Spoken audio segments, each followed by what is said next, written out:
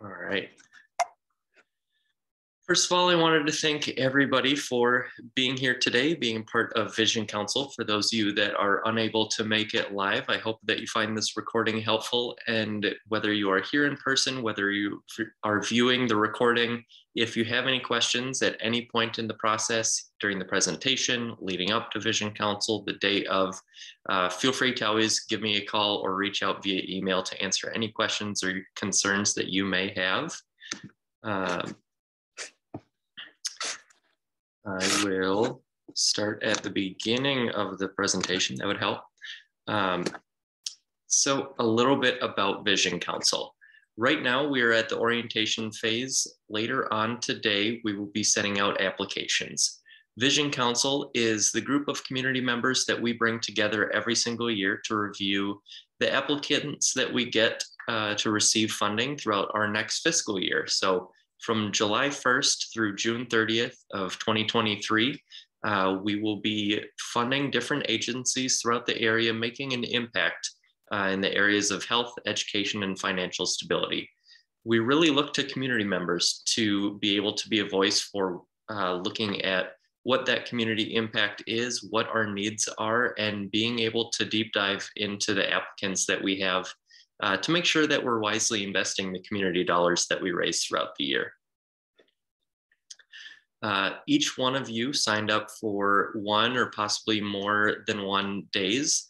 Each of those days has a theme, whether it is children's services, food services, basic needs, family services, or general community services. You are really zoning in on one topic area and the applicants that we have in that topic area.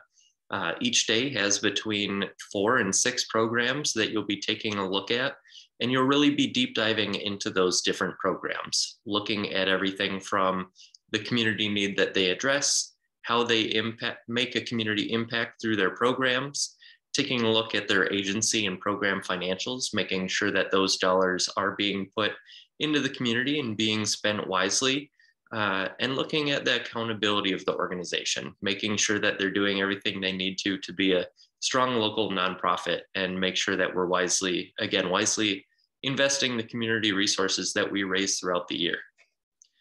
A little bit about the Lakes Area United Way.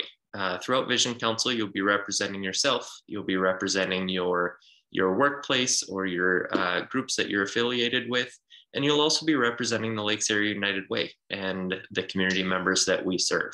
So a little bit about us at the Lakes Area United Way. Our mission is very generally to improve lives by mobilizing the caring power of our community. Whether community members have dollars that they'd like to donate and put to work, time or resources that they would like to volunteer and give back, the United Way is a bridge between donors and people that would like to give back and the needs in our community. And we really see ourselves as a bridge that makes sure that those resources are being put to the best use possible and making the greatest community impact. We have 3 pillars that we look to really focus on that we believe are foundations for a good life. Those pillars are health, education, and financial stability. We really believe that if all 3 of those are in place, it sets people in our community up for success and being able to live a good quality of life. Now, breaking down the 3 of those, health, we're really looking to work to improve our community members' health. That means increasing access to affordable healthcare services, reducing child abuse and domestic violence, making sure that people are safe in their own home, increasing access to health education, to wellness and preventative care, increasing access to basic healthcare and prevention programs, and reducing substance use and abuse. When we consider education, we're looking to help children and youth achieve their potential through education, improving access to quality early learning opportunities, and improving school readiness, partnering with schools and parents to improve graduation rates, educational growth opportunities, including establishing literacy, providing high quality childcare, after school care, healthy habits, and making sure that we have programs in place for at-risk youth. And we want to make sure that we're supporting all levels of educational opportunities, whether it is from birth, those that are young, those are in school age, continuing education, all the way to elderly and lifelong learners, making sure that there is educational systems in place and we're supporting learning across the lifespan in our community. When we think of financial stability, we're really looking to help families move towards financial independence. That could be families that are, falling on hard times, that are otherwise stable but need some help in making sure that their basic needs are met: food, clothing, shelter. That could mean increasing access to financial education resources, making sure that they are, getting adequate counsel about how they can put their money best to good use. We want to make sure that we can help hardworking people obtain job training and family sustaining wages. And we want to make sure that we can increase access to affordable housing. Requirements that we have of programs that apply, the programs that you'll be taking a look at. We want to make sure that the programs that we're looking at work to address United Way building blocks, those building blocks of health, education, and financial stability that I just outlined. That we want to make sure that we are, funding programs in a way that is meaningful to them. So rather than just funding $1,000 here or $500 there, we want to make sure that we're giving meaningful amounts of money. Our board has already approved not a final dollar amount that we'll be awarding next year, but we have approved that 10% of the funds will be a minimum of $2,500, and the rest will be a minimum of $5,000. So making sure that we're giving out large enough awards to really make an impact in the community. For those of you that are returning this from last Vision Council or Vision Councils in the past, new this year, the Lakes Area United Way is now serving the majority of Aiken County as well. So we'll be looking at programs that serve our historical service area of Crow Wing and Cass County, but also looking at programs that serve Aiken County too, whether that is the city of Aiken, Palisade, McGregor, McGrath. We want to make sure that we are covering the majority of the lakes area. Some things that we were really looking for in our programs. We want to make sure that the programs are able to demonstrate effective program impact, that they're servicing a community need and making an impact in addressing that need. We want to make sure that we're funding programs that are financially responsible, which is why we ask them to give us their 990, their program, and their agency budget, making sure that those dollars are staying here in our community and making a difference. And we want to make sure that programs are accountable as well. So programs that have received funding in the past, we'll also be looking at, in the past, when you've received funding, have you been able to put the money towards what we've been intending it for? Some other requirements that we have is that the programs are providing services or operating in Crow Wing, Aiken, or Cass counties.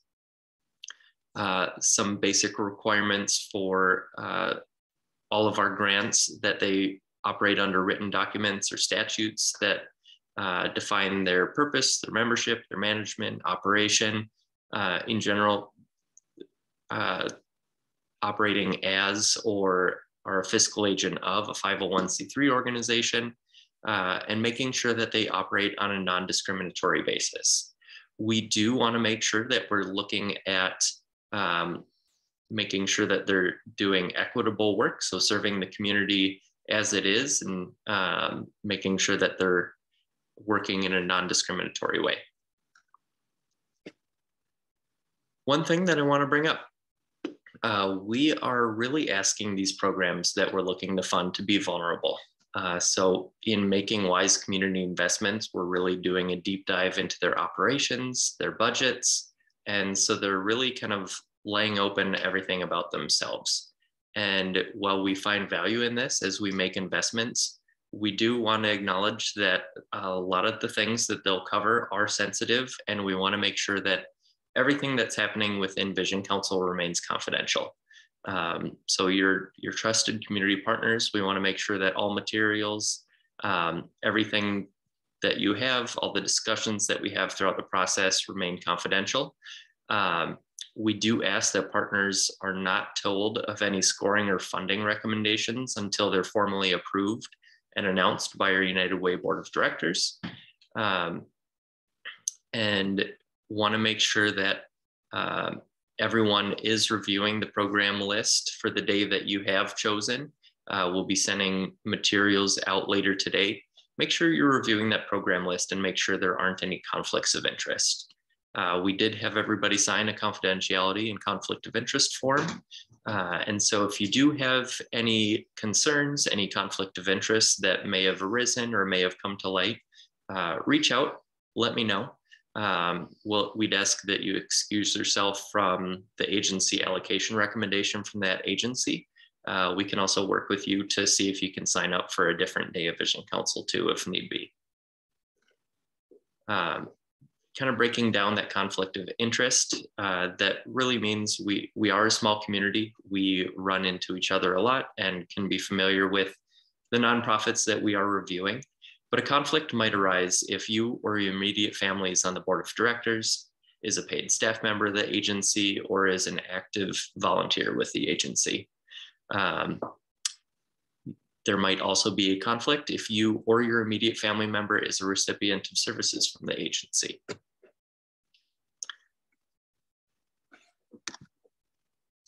So a little bit about our process. We want to make sure as we're going into the day of presentations that each program presentation stands alone.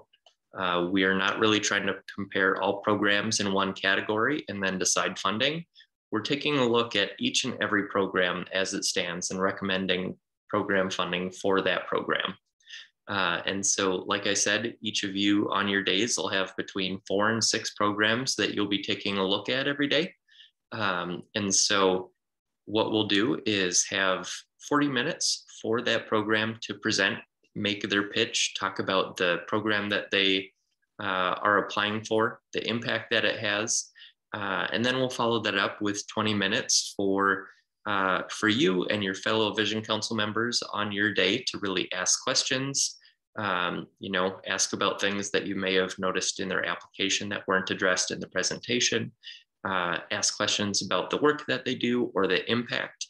And then after each program presentation and interview, we'll have about a half-hour break for scoring. Scoring doesn't take that full half hour. So we wanted to make sure that we have half hour so that you have breaks from your screen, breaks to check in on email, work with loved ones, whatever you may have to do.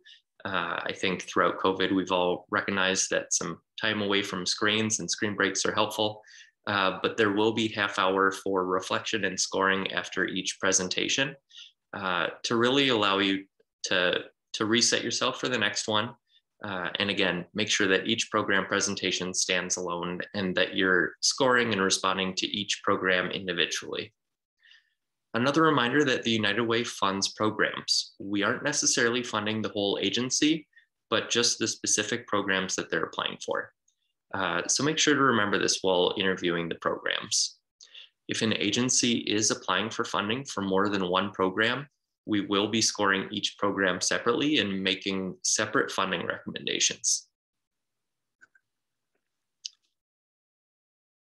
So we will be sending out the program applications, which will include the program budgets later today. Please be thorough in reviewing those program budgets. The program budgets are, the board of directors for the agency are responsible for their budgets. We're really responsible to help fund the program. So make sure that we're reviewing those accordingly. There's also no entitlement for funding. And what I mean by that, we have some programs that do great work. I think that all programs in our community are doing great work. And some of them have received funding for a number of years, or at least for last year, but they're not necessarily entitled to get funding again. On the flip side of that, there are some programs that we didn't have the ability to fund in years past. And, if their program is making a demonstrable community impact, we want to make sure that we're able to fund them this year. So there's no entitlement to funding based on, past performance. we're really expecting them to be able to provide their goals, their outcome measures, their past performance data, and make sure that we are making wise community investments for this year.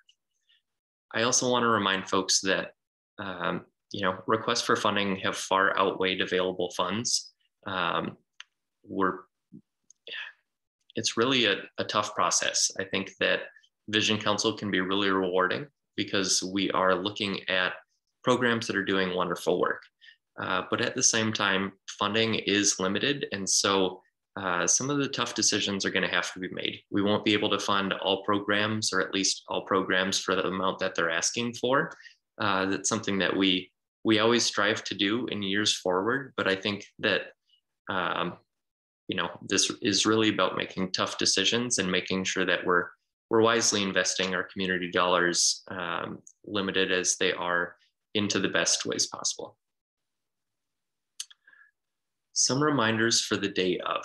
I think this is really important to keep in mind that some agencies have a lot of experience. They have experience with our Vision Council process, with applying for grants in general, and they come well prepared. Some agencies have the resources and sometimes even have devoted development staff to make a great presentation. They do this for a living. And on the flip side, we have some agencies, especially here in our area, that are very small. They may only have 1 or 2 staff, or they might just be a board of directors that are run on volunteers. They may not have the time or personnel devoted to developing an ornate presentation, or with the employment market the way it's been, they might be short-staffed and so may not have time to come prepared. We are looking for agencies that are doing quality community work, and that doesn't always translate well to a presentation. So please keep in mind to really delve into the community work, the program impact and community impact that these programs have, and not necessarily how fancy their PowerPoint or Prezi presentation may be. Some agencies are new this year. They might not have experienced the process, and at times that can come across as awkward and clunky.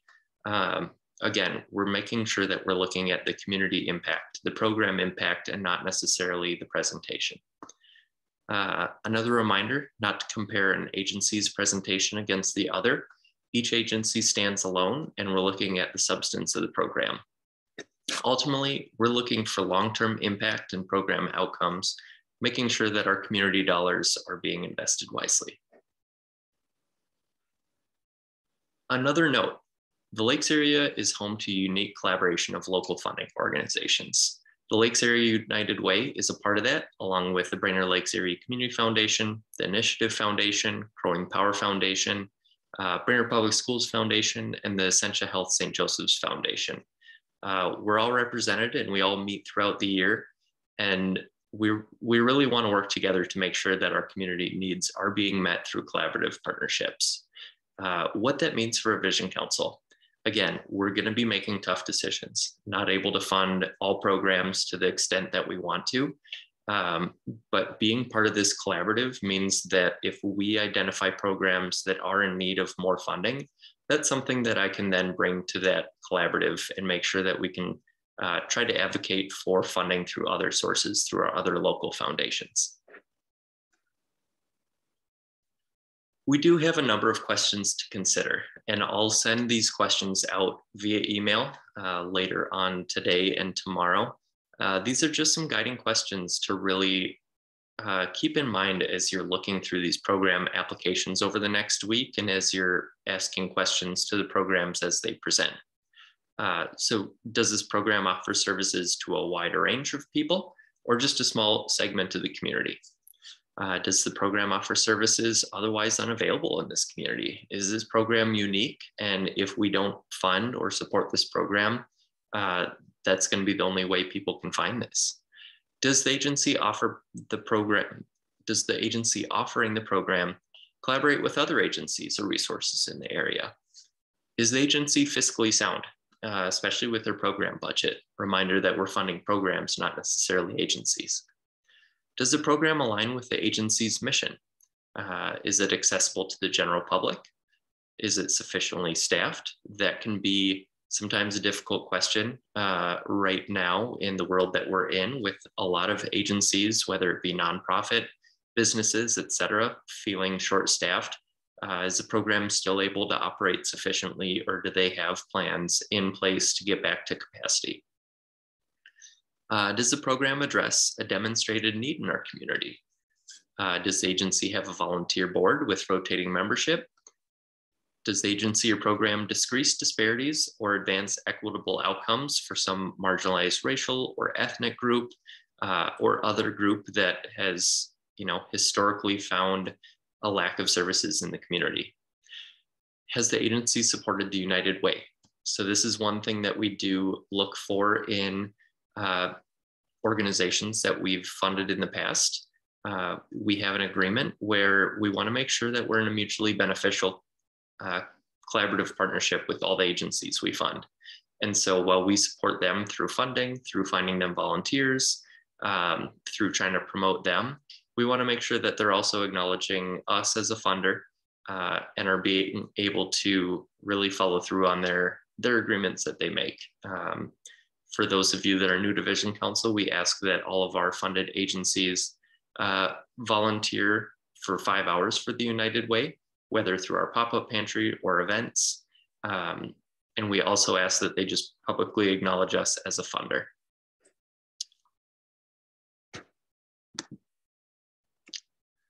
So again, I do want to reiterate that this can be a really rewarding process. We have great nonprofits, and you really get to know the work that they do. And I think that Vision Council volunteers in the past have been able to vouch for and promote some of the agencies and programs that have been presented to them. But again, this can also be at times emotionally taxing, because requests for funding outweigh what we're able to actually fund. So tough decisions are going to have to be made. Again, we might not be able to fund all programs or all programs at the level that they requested funding for. Another thing to expect, again, an email will be coming soon with the following Vision Council information. We'll send you the Zoom conference link for the day that you signed up for. We'll be sending out via Dropbox the program applications and the program budgets. All applications should be in a single PDF. The exception to that might be some of these agencies' Form 990 might be in a separate file just because of the size of that file for some agencies. I'll also send out a day of agenda so that you can plan accordingly. Each day, like I said, has half-hour breaks for scoring and reflection, and a screen time break after each presentation. Then we have a lunch break as well. And then we'll be sending out a scoring sheet. And so that scoring sheet is a way for us all to make sure that we're scoring and using essentially a rubric to score all programs on the same bases. Again, those are going to be their ability for the program to make an impact, their financial responsibility, and then their accountability as well. Finally, I want to thank all of you again for being here today. Again, whether you are here with us live right now or watching this as a recording, we thank you all for representing your community, your companies, your organizations that you work for, and the Lakes Area United Way. Thank you for representing our community and being willing to be a part of this process. All right, I will